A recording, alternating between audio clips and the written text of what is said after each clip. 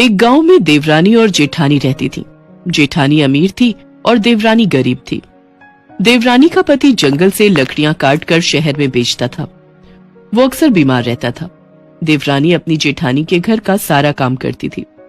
उसके बदले में जेठानी बचा हुआ खाना और पुराने कपड़े उसे दे देती थी। इसी से देवरानी का परिवार चलता था। एक बार माघ के महीने में देवरानी ने तिल चौथ का व्रत किया। देवरानी ने 5 रुपए के तिल और गुड़ लाकर तिलकुटा बनाया और पूजा करने के बाद तिल चौथ की कथा सुनी। उसके बाद उसने तिलकुटा अपने घर में बने चीके में रख दिया और सोचा कि चांद निकलने पर तिलकुट का भोग लगाकर ही कुछ खाऊंगी। और इसके बाद वो जेठानी के घर चली गई।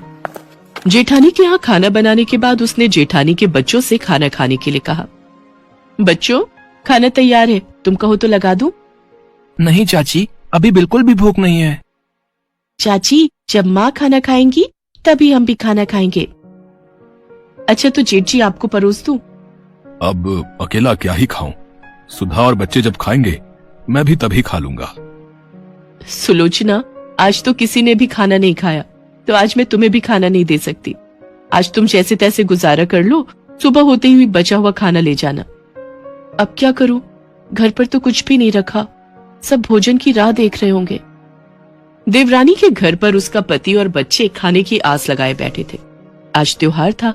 बच्चे सोच रहे थे माँ आज ताई के घर से पकवान लेकर आएगी, पर जब बच्चों को पता चला कि माँ खाली हाथ लौटी है तो रोते रोते सुलोचना ने बच्चों को रूखा सूखा खिलाकर सुला दिया।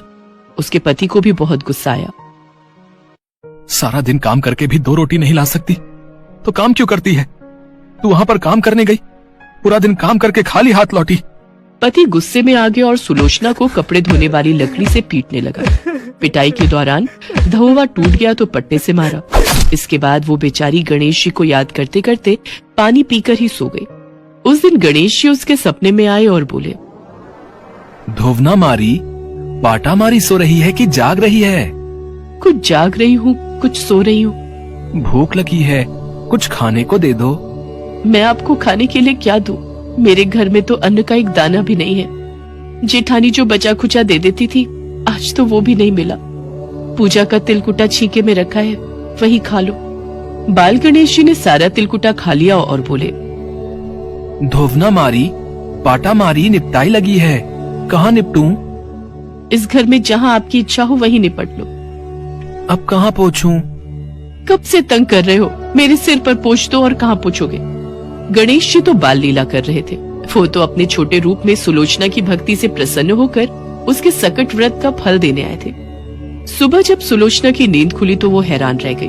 उसने देखा कि उसका पूरा घर हीरे मोतियों से जगमगा रहा था और उसके माथे पर हीरे मोतियों के टीके जगमगा रहे थे।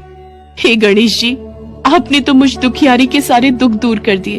आपकी जय हो गणेशा, आपकी जय हो प्रभु। गणेश जी का ये चमत्कार देखकर सुधा का पति और बच्चे भी बहुत खुश थे। उधर जेठानी सुधा सुलोचना की राह देख रही थी। आज तो बड़ी देर हो गई, अभी तक सुलोचना आई क्यों नहीं? कहीं खाना नहीं दिया तो बुरा मानकर बैठी हुई हो। अरे बच्चों, अपनी चाची को देखकर तो आना, बोलना माँ बुला रही है, वो अभी तक आई क्यों नहीं? बच्चे अपनी चाची को बुलाने चले गए। चाची चाची, चलो आपको माँ ने बुलाया है, सारा काम पड़ा है। नहीं बच्चों, अब मैं काम पर नहीं आऊंगी। चाची ने कितने सुंदर सुंदर गहने पहने हैं। पहले तो चाची को कभी इन गहनों में नहीं देखा, जाकर माँ को बताते हैं। बच्चे वापस जाकर अपनी माँ को सारी बात बताते हैं। माँ, चाची के पास इतने सुंदर सुंदर गहने हैं, हार, मोतियों की माला, कानों के झुमके, चूड़ियां। आपको पता है उनके पास बहुत सारे गहने हैं और उनका पूरा घर हीरे जवाहरात से जगमगा रहा है। उन्होंने काम पर आने के लिए भी मना कर दिया है। क्या? ऐसा कैसे हो सकता है? कल रात तक तो उसके पास एक फूटी कौड़ी भी नहीं थी। आज एक रात में ही उसके पास इतने गहने और जेवर कहां से आ गए? मुझे जाकर देखना होगा। जेठानी दौड़ती हुई देवरानी के घर पहुंची और पूछा कि ये सब कैसे हुआ। देवरानी ने स्वप्न की सारी घटना जेठानी को बता दी। जेठानी के मन में लालच आ गया। घर लौटकर जेठानी ने अपने पति से कहा, सुनो जी, तुम मुझे धोवने और पाटे से मारो। अरे तुम्हारा दिमाग खराब हो गया है क्या? है? मैंने कभी भी तुम पर हाथ नहीं उठाया। मैं तुम्हें धोवने और पाटे से कैसे मार सकता हूं?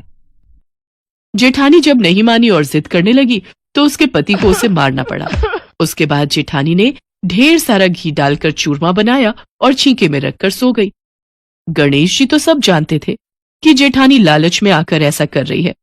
फिर वे रात को उसके सपने में आए और बोले, भूख लगी है, क्या खाऊं? गणेश जी महाराज, देवरानी के घर तो आपने सूखा तिलकुटा खाया था। मैंने तो मेवे डालकर घी का चूरमा बनाकर छींके में रखा है, खा लीजिए। कहाँ निपटूं? देवरानी के यहाँ तो टूटी फूटी झोपड़ी थी, मेरे यहाँ तो महल है, जहाँ चाहो वहाँ निपट लो।